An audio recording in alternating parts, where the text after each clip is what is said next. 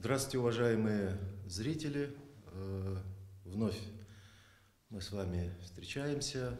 Очередная тема нашего обсуждения – инициативы президента Сооронбая Джеймбекова, высказанные им на недавнем заседании Совета Безопасности Кыргызской Республики. Бесспорно, его речь была очень заметной, резонансной. Она вызвала широкий отклик в обществе, в основном положительный. Это неудивительно, потому что у нового главы государства, как и везде, в начале всегда есть большой кредит доверия. Мы сейчас не связываем это чисто с выборным контекстом, да? Мы помним, это было недавно. Мы помним, какие были споры, дискуссии вокруг фигуры, фактически назначенца, теперь уже экс-президента Алмазбека Атамбаева. Но мы вместе с тем должны быть все реалистами, прагматиками, как бы там ни было, нам нужно продолжать жить, нужно изменять нашу жизнь в более лучшую, качественную сторону, и антикоррупционная борьба – это краеугольный камень, собственно говоря, всех этих изменений. И вот сегодня у нас гости, которым нам всем будет интересно очень послушать, потому что мы их всех знаем как очень деятельных, активных представителей гражданского общества именно в этом направлении. Разрешите представить, хотя наши гости в представлениях особых не нуждаются, общественный деятель Клара Сооронкулова. Мы помним, что, Клара, вы очень деятельное участие принимали в конституционных реформах, были членом Конституционного суда и до сих пор активно участвуете в разработке разных концепций, программ, и в том числе по антикоррупции. Тимур Шайхутдинов и Урмат Казакбаев, два представителя Гражданского союза за реформы и результат. Ребят мы преимущественно знаем по их активной роли в сфере преобразования органов правопорядка. Недавно, Тимур, если я не ошибаюсь, вы презентовывали свою концепцию реформирования МВД. Я думаю, в общем контексте вы и об этом тоже расскажете. Итак, перейдем к нашей теме. Первый вопрос, Клара, я, наверное, адресую вам. Хотя мой вопрос на сегодня один ко всем, одинаковый. Как вы оцениваете президента Сооронбая Джеймбекова? Нашло ли оно отклик у вас в сознании, в сердцах? И какой вы видите перспективу борьбы с коррупцией в правоохранительных органах, в прокуратуре, в судах, в антикоррупционной службе, то есть во всех тех госструктурах, на которые президент, прямо можно сказать, прямо обрушился с очень такой жесткой критикой. В отношении выступления президента Джеймбекова, если Азамат, вы считаете, что был какой-то резонанс, не знаю, я далека от того, чтобы пищать от восторга. Мне кажется, это был какой-то определенный плане пиар-выхлоп. Поэтому все ждали, все спрашивали, где Сооронбай Джеймбеков, почему его не видно и не слышно. И в этом смысле этот пиар-выхлоп в какой-то мере удался.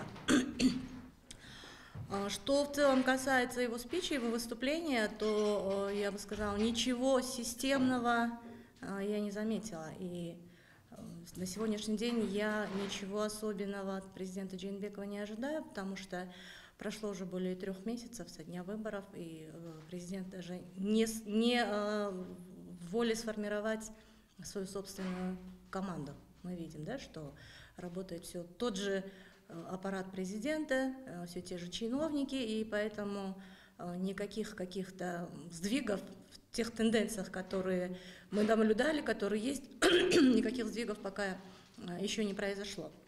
Но если это на самом деле был вот такой вот позыв, да, что-то изменить в стране, то я думаю, что если в этом отношении в этом направлении будут предприниматься какие-то конкретные действия, приниматься решения, то президент Джейнбеков получит очень широкую общественную поддержку, потому что проблема очень насущная и требует коренных преобразований. Но в этот раз все вот это заседание, на мой взгляд, это вот не только пиар-выхлоп, но еще, как бы, знаете, он изобразил такое гневное выражение лица, у него было, пригрозил всем пальчиком, вот, и думаю, следующий пиар-выхлоп будет связан там в Чирыщике, да, но хорошо, если это будет, мы будем видеть, что президент начал формировать свою команду. Что положительное в течение вот этого периода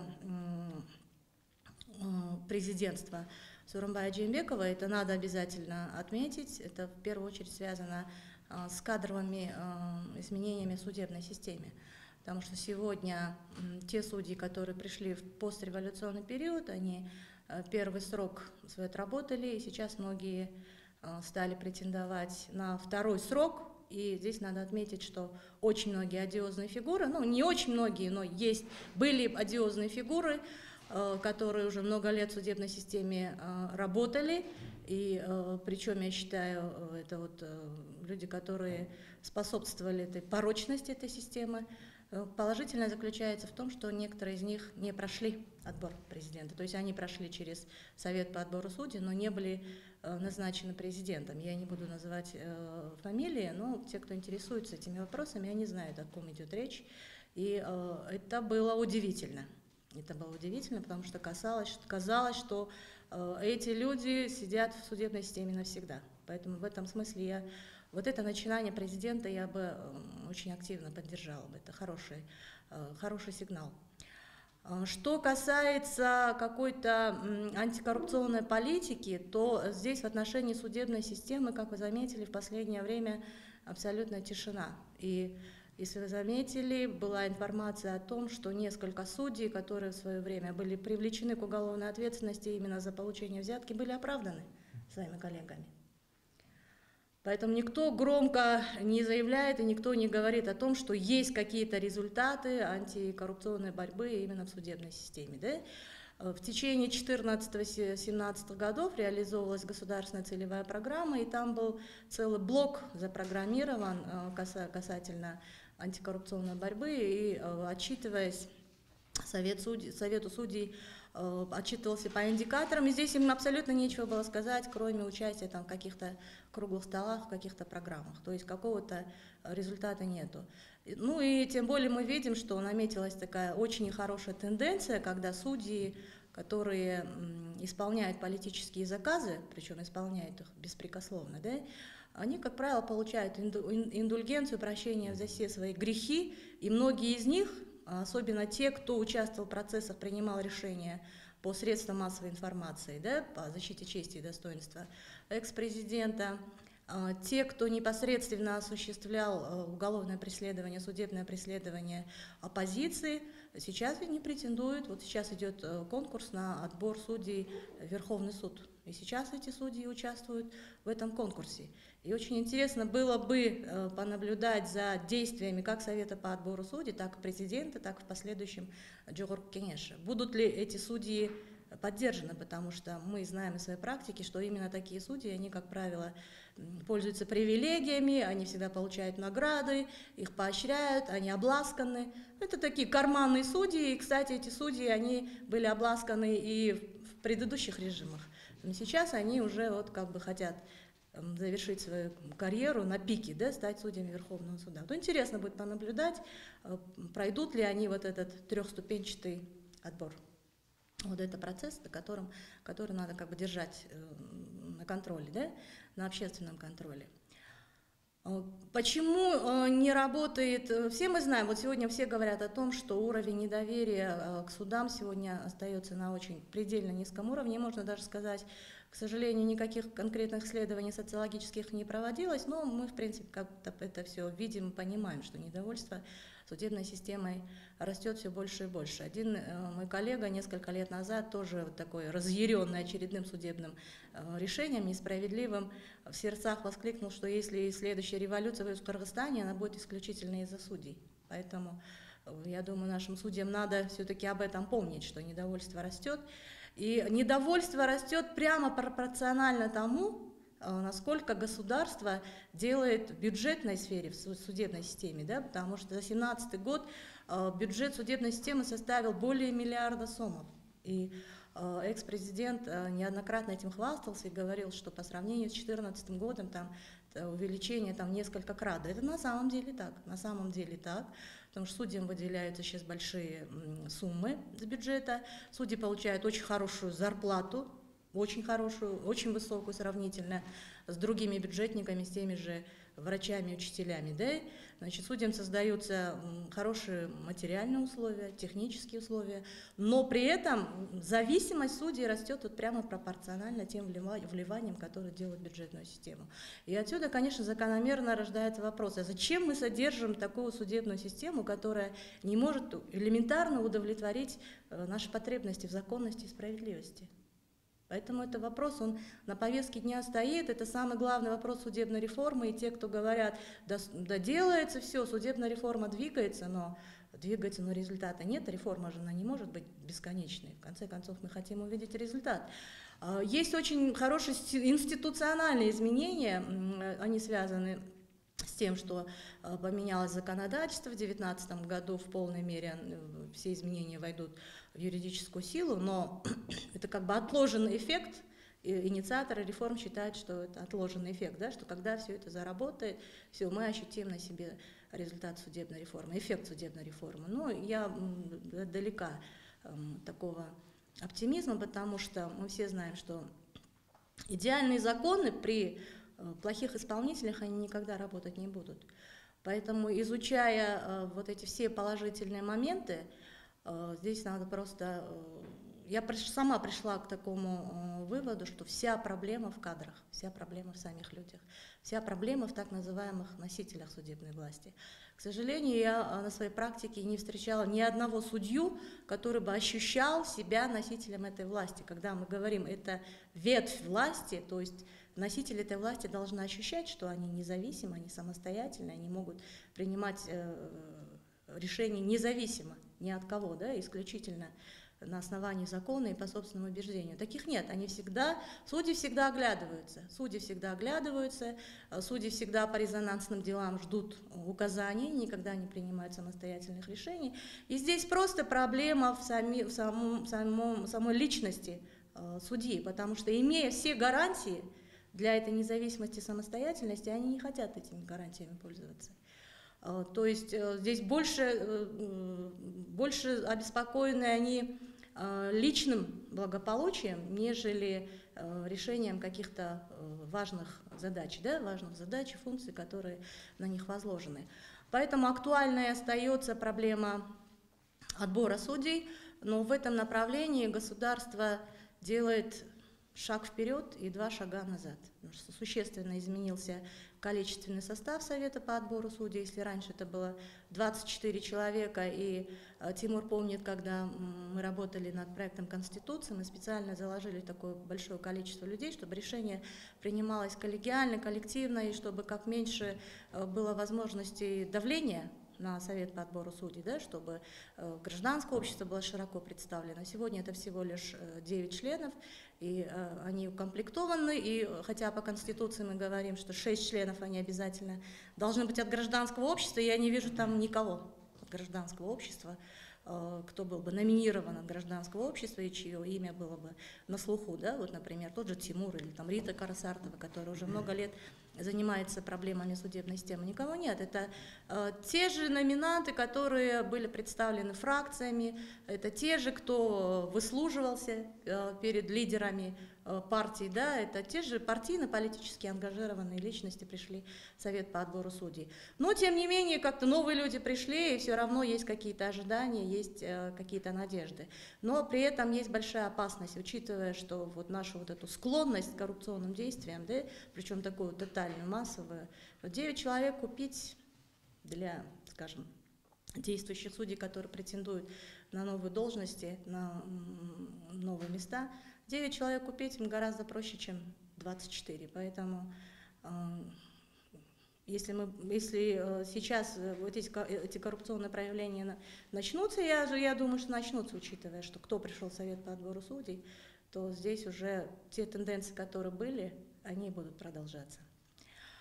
Вот. Что касается здесь и другой вопрос, это вопрос дисциплинарной ответственности судей, потому что именно очищение судебной системы именно связано с вопросами дисциплинарного производства. Да? И здесь тоже есть определенные изменения. Это новый орган, дисциплинарная комиссия, он достаточно автономный, хотя он находится при Совете судей. И здесь тоже сделан шаг назад и шаг вперед и 2 шага назад, потому что 6 человек, их 9 человек, 6 человек, 3 человека номинирует парламент и 3 человека президент, причем президент это делает единолично, и здесь нет никакого гражданского контроля и нет никакого влияния гражданского общества на процедуру назначения. В принципе, частично этот орган сформирован. Конечно, в любом случае есть определенные ожидания, но, как вы понимаете, 6 человек представлены политическими силами, 3 человека от судебной системы, и если нужно будет выполнить какой-то политический заказ, то дисциплинарная комиссия, я думаю, не сможет противостоять этому, и вполне вероятно, что также будут из того анализа, который был мной сделан о работе дисциплинарной комиссии за 2016 год, там очень ясно видно, что прикрывают тех, я даже могу назвать фамилию, там судья Сулайманов был председателем, по-моему, Каракольского городского суда, и было 6 фактов такого откровенного, да, коррупционного поведения. Эти факты были доказаны, и когда прокуратура запросила разрешение на привлечение к уголовной ответственности, Совет судей его не дал. Он просто не дал разрешения привлечь его к уголовной ответственности. Они возбудили сами дисциплинарное производство и ограничились выговором. А между тем, например, коллегия военного суда, 3 человека, которые применили амнистию к лицам, которые обвинялись по апрельским событиям, да, они были немедленно освобождены от должности за небезупречное поведение. То же самое судья Первомайского района Бутубаев, который тоже принял положительное решение по выборным спорам в пользу одной партии, да, и это очень не понравилось власти, и он тут же был освобожден от должности. То есть здесь есть вот такая корпоративная солидарность, когда неугодных власти выгоняют, а своих прикрывают. И изменится ли эта политика, изменится ли эта тенденция, но это тоже покажет время, да, как будет работать вновь сформированная дисциплинарная комиссия, в котором преобладает больше политический элемент, насколько они будут объективны и справедливы. Вот, ну, сейчас Совету по отбору судей, если опять вернемся к отбору судей, Совету по отбору судей предстоит очень большая работа, и я думаю, они должны сыграть большую роль в очищении судебной системы. Но здесь есть одна проблема, да, то есть здесь все-таки решающую роль в отборе судей играет президент. И вот тот анализ, который был нами сделан в отношении вот этой процедуры отбора, процессов отбора, то здесь очень часто президент возвращает кандидатуры, которые были Советом по отбору судей уже отобраны, да, которые имеют высокие баллы, и при этом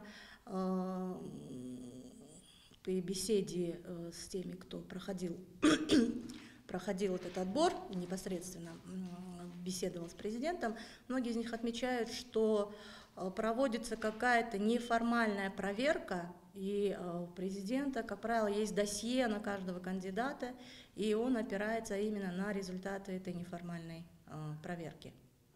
Ну, хорошо или это плохо, это, во-первых, противозаконно.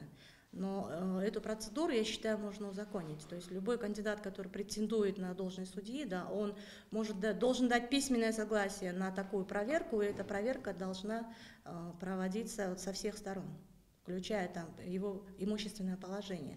Это такая практика, которая используется во многих странах, и она дает хороший хороший результат. Еще один момент, который мне хотелось бы отметить, я неоднократно об этом говорю, это очень действенный способ, мы видели это в Украине, это проверка деклараций. Вот президент в своей речи отметил неудовлетворительную работу антикоррупционной службы. Да? В Украине антикоррупционная служба работает довольно эффективно. Когда началась проверка имущественного положения деклараций судей, более 1000 судей по собственному желанию уволились. У нас судьи откровенно и открыто декларируют. Я изучала несколько деклараций на сайте Государственной кадровой службы, и я была удивлена, что судьи открыто декларируют особняки 400 квадратов, да? Судьи декларируют дорогостоящие машины, судьи декларируют там несколько десятков контейнеров. Откуда? Вот этот закономерный вопрос, откуда? И декларации должны проверяться. Вот достаточно, это все механизмы и все необходимые нормы для проведения такой работы есть, но эта работа не проводится. Поэтому не надо придумывать какие-то грандиозные антикоррупционные программы. Есть довольно эффективные меры и методы, которые должны, мне кажется, применяться на сегодняшний день. Ну, давайте мы сначала проговорим о проблематике. Понятно, что это очевидно, мне кажется, для большинства кыргызстанцев. Правосудия у нас нет.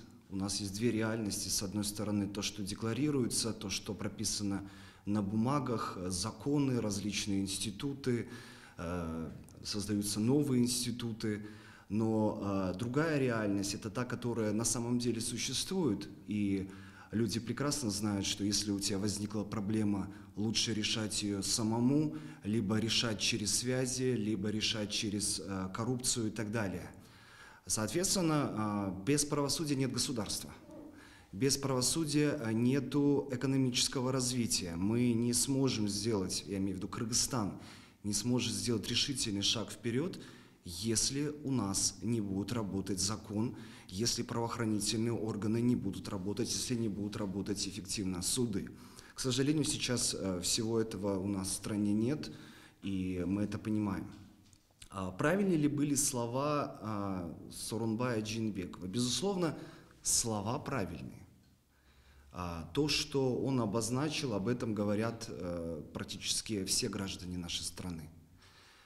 То, что коррупция, неэффективная работа судов, неэффективная работа правоохранительных органов, тотальные нарушения прав человека, это все присутствует.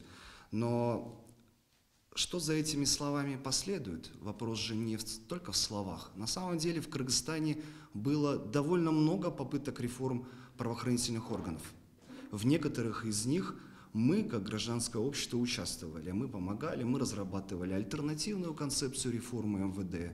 С 1998 года милиция реформируется. 1998, 2005, 2013, 2016 год – это последнее решение Совета обороны.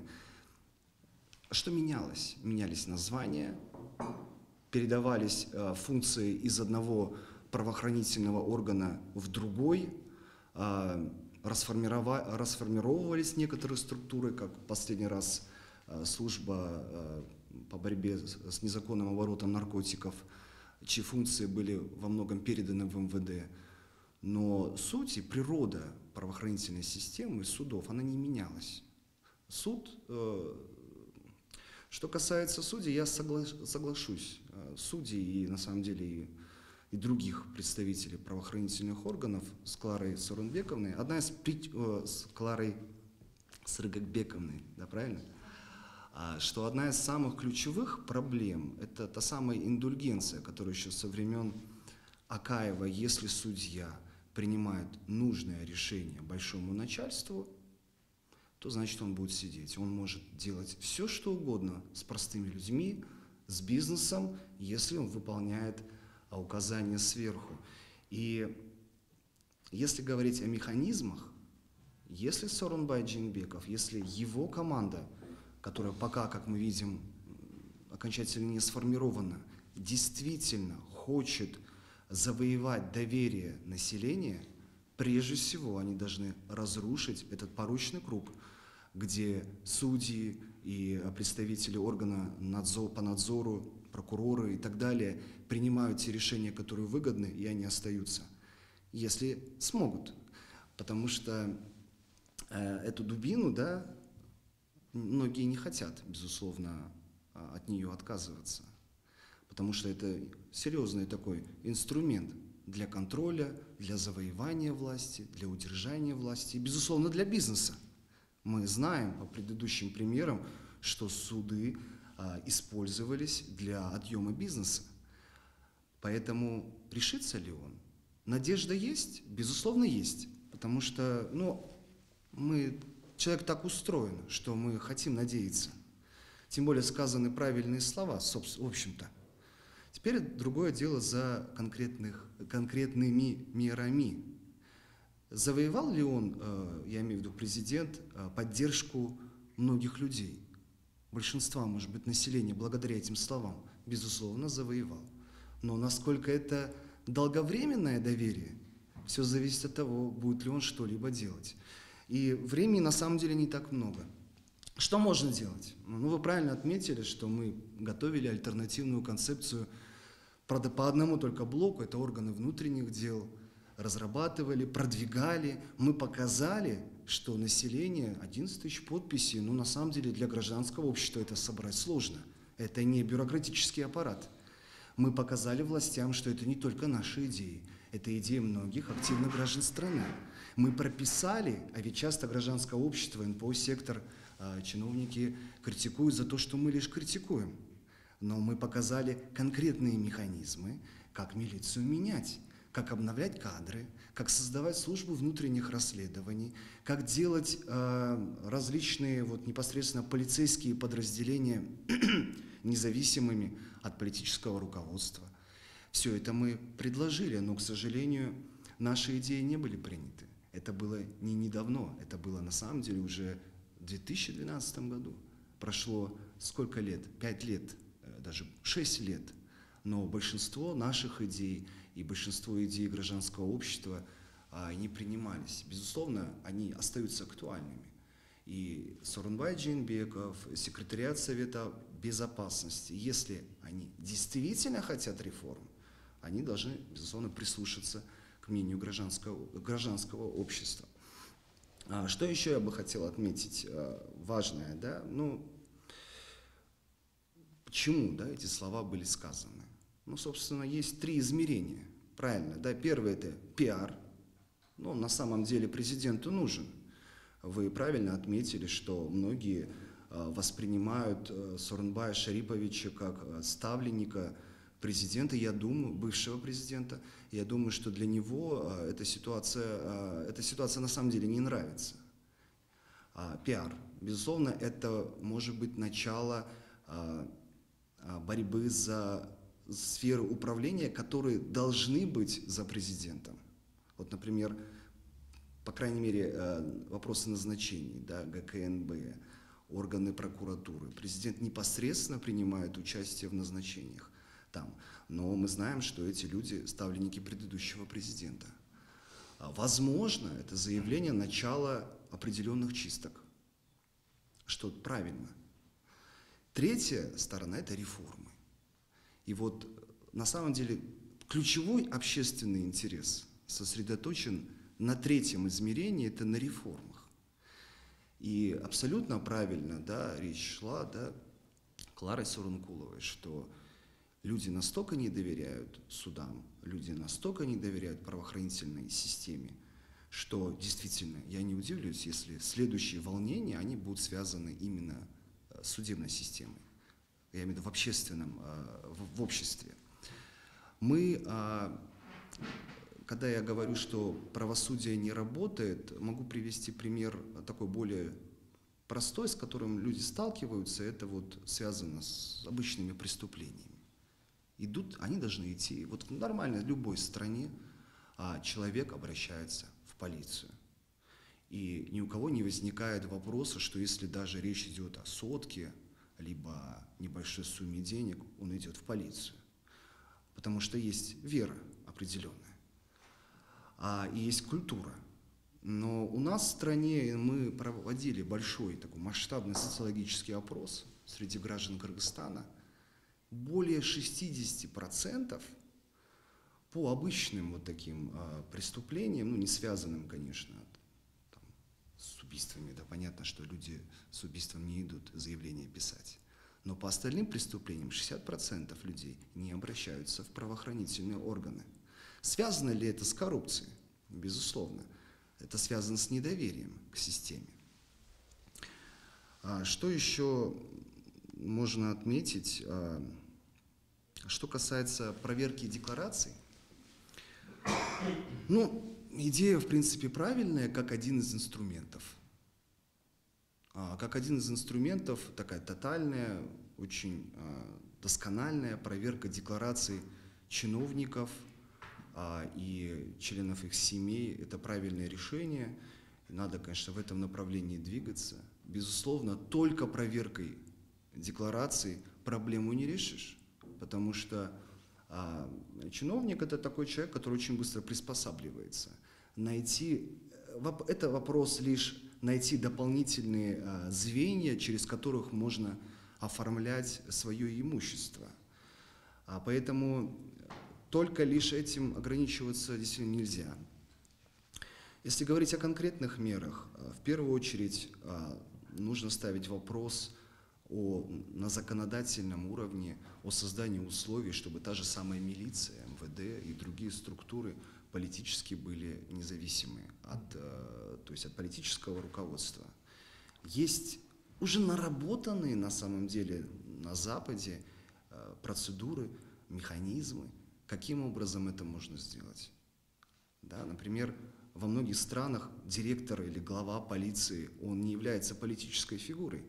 Он назначается на определенный срок, например, 3 года или 2 года. И покуда он работает эффективно, его не могут снять в любой момент. А что у нас? У нас министр равно глава милиции. Эти фигуры надо разделить. Министр, например, внутренних дел – это должна быть политическая фигура, которая определяет векторы, стратегии, но непосредственно правоохранные функции должны быть на профессионале, который должен быть независим от политиков. Я думаю, что похожие механизмы существуют и относительно других структур. Можно поизучать опыт американский, хотя, конечно, многие у нас критикуют Америку, но нужно признать, что в США демократия гораздо более устойчивая, чем на постсоветском пространстве, есть чему учиться. Например, институт специальных прокуроров.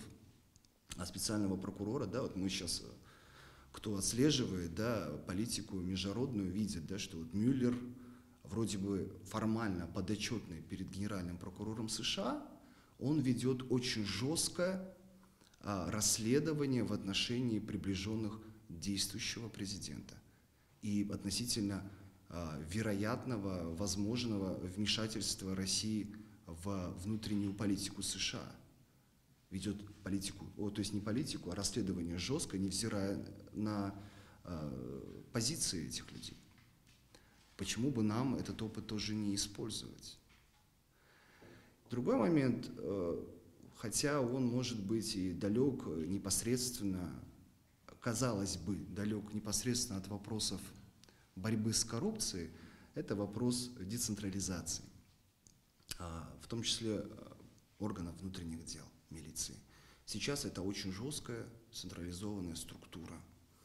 И, в принципе, сотруднику, который работает на местах, практически неинтересно, что о нем думает орган местного самоуправления или население. Гораздо важнее быть лояльным большому начальству в Бишкеке. И, казалось бы, это не коррупция, но мы понимаем, что если орган правоохранительный далек от нужд людей, так и по большому счету не подотчетен перед людьми, это тоже является основой для коррупции. Это тоже является основой для отделения этого правоохранительного органа от людей. Поэтому с этим вопросом тоже нужно, я думаю, работать. Но мы знаем, что еще одна такая идея у президента – это вопрос усиления регионов, усиления органов местного самоуправления. И, в принципе, это тоже ложится, да, в ту политику, которую президент декларирует. Ну и последнее, да, несмотря на нашу критичность и скептицизм, надежда она на самом деле есть, но государство в этой связи должно сделать такой первый шаг и показать, что это не пустые слова, и что гражданское общество, журналистское сообщество, экспертное сообщество, которое в стране есть, оно будет выслушано, и идеи будут приняты. Еще один момент, это, что я вроде сказал, что напоследок, да, но вот еще один момент, это парламент. Вот у нас по Конституции обновленной у президента на самом деле мало полномочий, хотя они есть. И в нашей традиции постсоветской и азиатской президент – это значимая фигура. В любом случае, он задает значительный такой вектор, да, и для всего госаппарата, и для общества. Пока есть, конечно, у него доверие, к нему доверие. Но не все в его силах. И вот именно парламент, если говорить о реформаторских инициативах, может являться ключевым таким институтом для продвижения реальных реформ. Это и законы, безусловно, это внедрение понятия, которые у нас на бумаге присутствуют, но в реальности нет, это парламентский контроль. Мы видим, как во многих странах парламент вызывает чиновников и проводит те или иные расследования даже, если не верит в правоохранительную систему, что правоохранительная система может расследовать в отношении того или иного чиновника. А у нас этого практически нет. У нас нет механизма, например, отслеживания реализации законов. Мы как раз беседовали с депутатами отдельными и сотрудниками аппарата, и выяснилось, что да, принимают закон. Формально правительство должно по прошествии нескольких месяцев отчитаться, какие подзаконные акты были приняты. Но они отчитываются на одной странице письма, и никто даже не пытается понять, а этот закон работает, а как он повлиял на ситуацию, на тот предмет, на который он должен был быть направлен. Это касается и правоохранки, и других сфер. Парламент, важно, должен заявить о себе как о стороне госуправления. Да? Это тоже очень важный вопрос. И в реформе правоохранительной системы, судебной системы парламент тоже должен показать себя. Но пока мы имеем то, что имеем. Мы имеем абсолютно бесхребетный депутатский корпус, который выполняет функцию нажатия этих кнопочек при голосовании. Но общество смотрит. На самом деле, как бы мы ни критиковали, может быть, и не были самокритичны, но вопрос эффективности, например, парламента общество тоже видит. И через определенное количество лет, в 2015 у нас были выборы, да, в парламент, то есть в 2020 году, в любом случае этим депутатам идти опять и избираться. Ну и последний момент, действительно последний, это на самом деле мы, люди, гражданское общество, избиратель. Мы действительно должны, где нужно помогать, где нужно, наоборот, критиковать, защищать свои права. Есть все, что вот в последнее время позитивного происходит, например, вокруг ГО-БДД, некоторые попытки что-то поменять, они благодаря людям, благодаря тем же самым активным пользователям интернета, да, которые, не боясь, наставляют камеры или там наставляют сотки на сотрудника, потом выкладывают в интернет и заставляют систему понемногу шевелиться. Вот в этой связи и по всей правоохранке, и по судам, да, нам нужно показать свою активность. Нам нужно также снимать, нам нужно также эти факты выкладывать и передавать в ту же самую прокуратуру или АКС ГКНБ, но прежде всего через публичные инструменты. И тогда что-то у нас, наверное, получится. Ну, мое выступление тоже, наверное, будет скептически по отношению к выступлению действующего президента. Почему? Потому что, во-первых, это мое право, верить или не верить. А во-вторых, кроме этого, у нас уже в голове, в жизни, жизненный опыт говорит о том, что нельзя верить только словам, пока это только слова. Я поверю тогда, когда будут реальные решения, дела, И не просто дела, которые будут доведены до суда. Это раз. Во-вторых, в суде, чтобы это было справедливо, взвешено, да? Потому что там у нас очень часто всегда в суде все проваливается или все возвращается, или выносятся несправедливые решения, незаконные там. И дальше, после суда еще могут посадить, а уже дальше другие службы, которые должны за ним следить, за преступником, могут через 2 года отпустить, как недавно было с криминальными авторитетами какими-то. Вроде бы он должен был сидеть 8 лет, а уже отпустили. То есть, понимаете, у нас везде, на каждом этапе у нас можно через коррупцию поменять все что угодно. Вот, поэтому я тоже пока скептически отношусь к словам президента. И что важно, нужно отметить, если честно, я не слышал его выступления. Я прочитал только. Возможно, если бы я услышал, может быть, у меня что-то там проснулось бы где-то там в сознании. Но он не сказал про сроки реформ. То есть, да, он объявил, я объявляю войну. Но ты когда это завершишь? Когда у нас завтра не будет коррупции? То есть, это через год или через 15 лет или через месяц? То есть, четко, да? Потому что я верю таким показателям.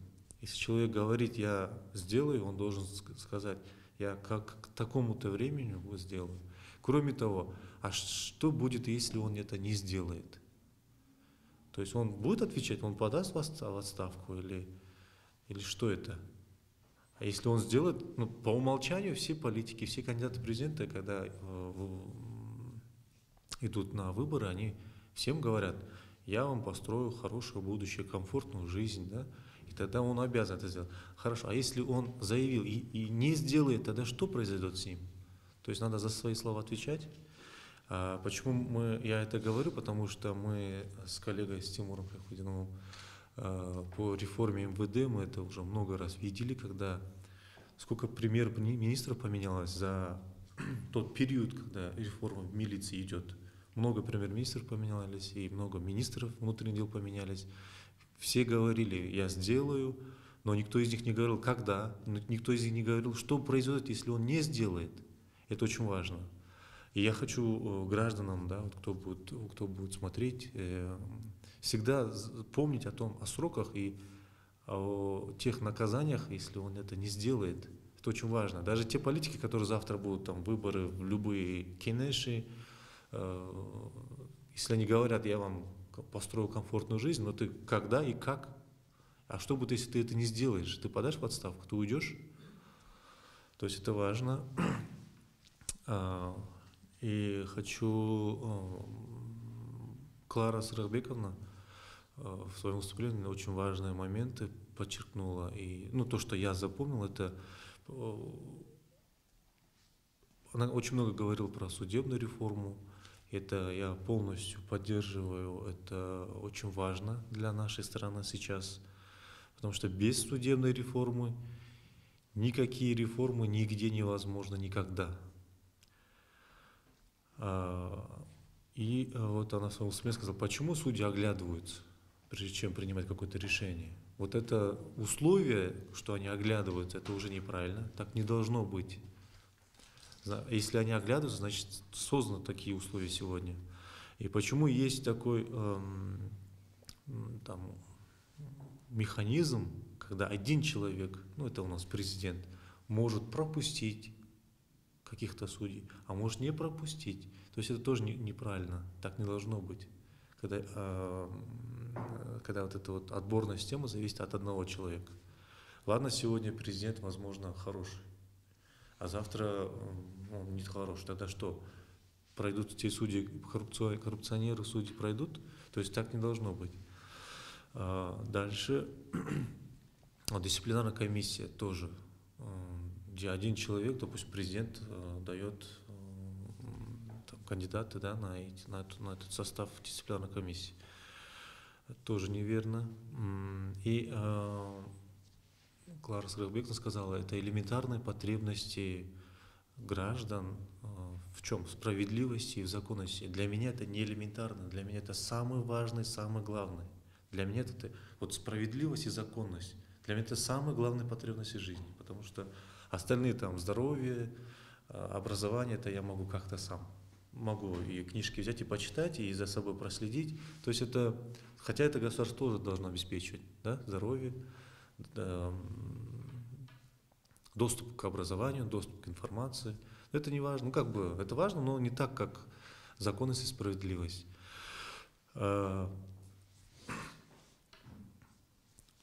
Ну, так как мы пришли как бы или работаем очень много в сфере реформ МВД, какие мы предлагали механизмы по уменьшению коррупции в МВД?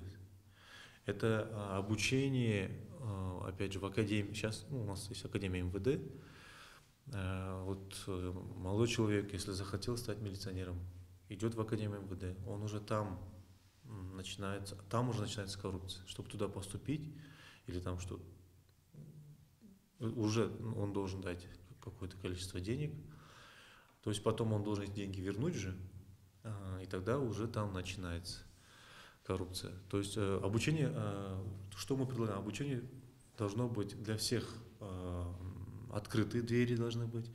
И это должен быть центр переподготовки или подготовки кадров. И там не 5 лет, а какой-то срок, там 6 месяцев или год.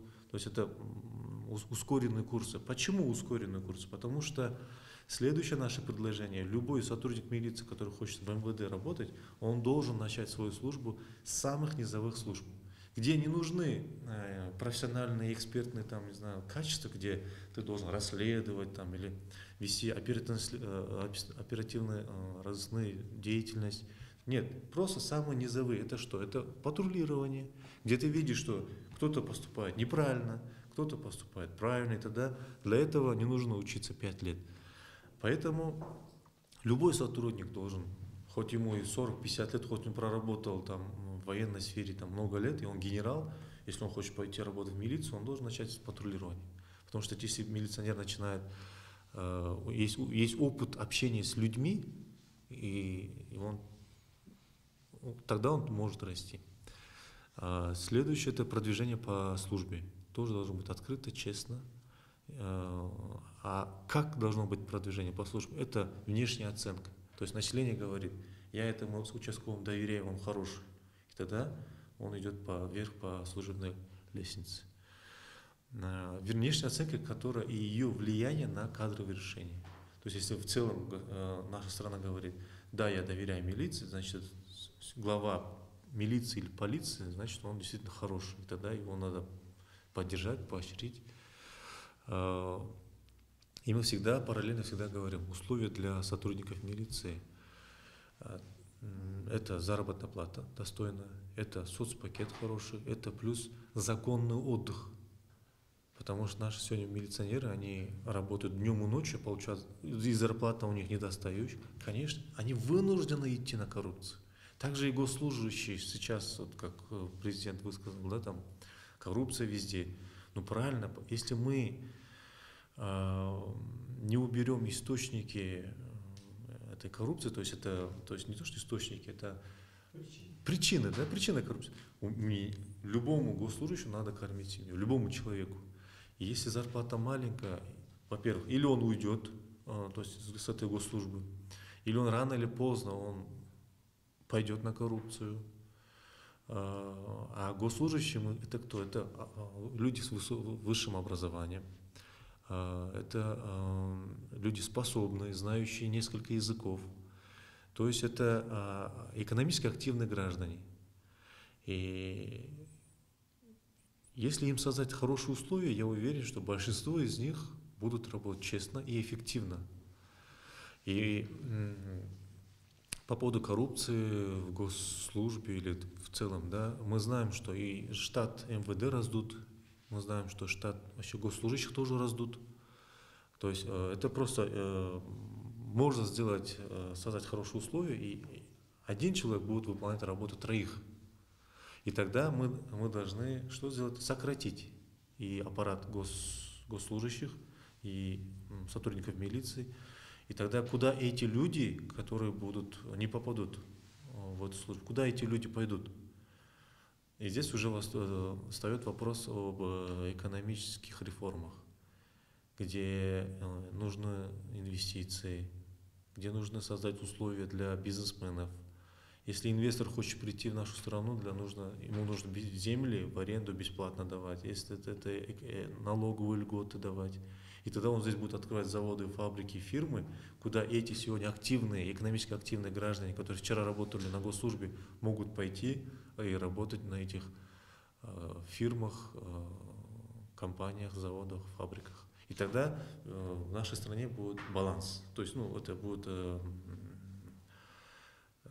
правильное распределение кадров, правильное распределение ресурсов. Если мы просто эти госслужащие сегодня, как бы мы говорим, что ты коррупционер, мы уволим, в обществе будет дисбаланс. Так не должно, это опасно очень. Возможно, будут суициды, как нас пугали сотрудники милиции. Если вы предлагаете уволить всех, то завтра будет суицид. И напоследок, конечно, хочу сказать про надежду. Еще было недавно интервью, где сказали, есть надежда, но надежда всегда должна быть. Надежда на хорошее будущее, надежда на то, что Кыргызстан скоро будет в числе развитых стран. Я тоже надеюсь, что президент это сказал не просто так. И не для, как сказал коллега, не для очистки каких-то чиновников, и не для того, чтобы просто сделать пиар. Пиар можно сделать, и сделав хорошие дела. Это будет зато стабильный пиар, а не так, что... Поэтому я, конечно, надеюсь, и мы все должны надеяться на себя, на наших руководителей, чиновников. Спасибо вам, уважаемые гости. Очень много интересных оценок, месседжей я услышал. Надеюсь, и наши зрители их по достоинству оценят, включатся в какую-то заочную дискуссию. Кстати, если кто-то не читал или не видел речи президента, на сайте president.kg есть тексты его выступлений, стенограмма на кыргызском языке, на русском языке. На YouTube можно легко найти запись с его речью. Она достойна изучения. Да, мы все вольны верить или не верить, потому что, к сожалению, жизнь нас приучила быть скептиками. И это не наша вина абсолютно. Но также верно и то, что при демонстрации реальных подвижек и каких-то первых, пусть маленьких, но реальных результатов, общество способно проснуться, выйти из этого летаргического состояния. И на что хотелось бы обратить внимание вкратце по итогам сегодняшнего обсуждения. Клара, вы очень важные слова сказали о роли личности. Может быть, пример немножко несопоставимый, но на самом деле здесь есть очень сильная параллель. Это недавняя публикация, буквально вчера-позавчера, посла Кыргызстана в Южной Корее, который просто, я так понял, просто у человека внутри что-то взорвалось, и он раскритиковал руководство Министерства иностранных дел за то, что оно загружает наших работников. И речь, мы все прекрасно знаем, кто выезжает за пределы Кыргызстана, не только об одном посольстве, это о всех наших внешнеполитических, дипломатических учреждениях за рубежом, когда даже послов превращают в гидов, в носильщиков чемоданов, обслуживать бесконечные делегации, кого угодно, госчиновников, депутатов, представителей разных там аппаратов президентов или правительств. Что тут объединяет? Это когда человек просто стоит на каких-то принципах твердых, простых. Когда человек хочет ощущать себя служителем государству, народу, а не кому-то вышестоящему, превращая всю эту госструктуру в какое-то феодально-вельможное там, удельное княжество или в монархию хотя бы. Про деполитизацию органов Тимур, вот он просто вот на самую такую больную мозоль наступил. Вот этот командный стиль управления, да, он тоже, это раковая опухоль всех наших правоохранительных, судебных органов. И раз президент хочет широкой народной поддержки, он должен помнить, что помимо деполитизации правоохранительных органов, также он должен продекларировать и на деле контролировать соблюдение свободы СМИ и особенно части расследовательской журналистики. Вот где его первые помощники гражданского общества и СМИ. Если он будет опираться на эти широкие слои, вызовет у них отклик, сочувствие и какую-то сплоченность, доверие, все его планы, конечно, они неизбежно будут реализованы. Ну и Урмат очень простыми, ясными словами сказал, что все надо доводить до конца. Все надо доводить до конца. Народ, конечно, у нас терпеливый, но его усталость уже просто запредельная.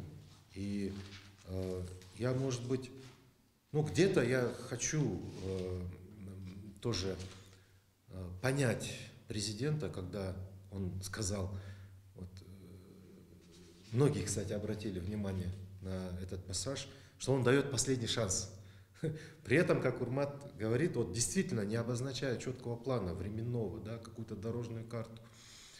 Но не будем слишком придираться, потому что совбез есть совбез. Это некое такое вот мероприятие общее, такое генеральное. Будем надеяться, что там уже в тиши кабинетов будут они собираться с экспертами, с чиновниками, уже все проговоренное, обсуждать детально, рисовать те самые карты, чертить планы, обозначать конкретные сроки. И настолько все это актуально, что я хочу через какое-то время, вот давайте вновь соберемся и, наверное, выскажу такое пожелание, что у нас будет что-то предметное, вот какой-то конструктив для обсуждения, и вот тогда мы действительно посмотрим, началась ли в Кыргызстане реальная борьба с коррупцией, начались ли реальные реформы правоохранительных и судебных органов. Ну а пока мы этого ждем. Всем здоровья, успехов, удач и до новых встреч, наши дорогие телезрители.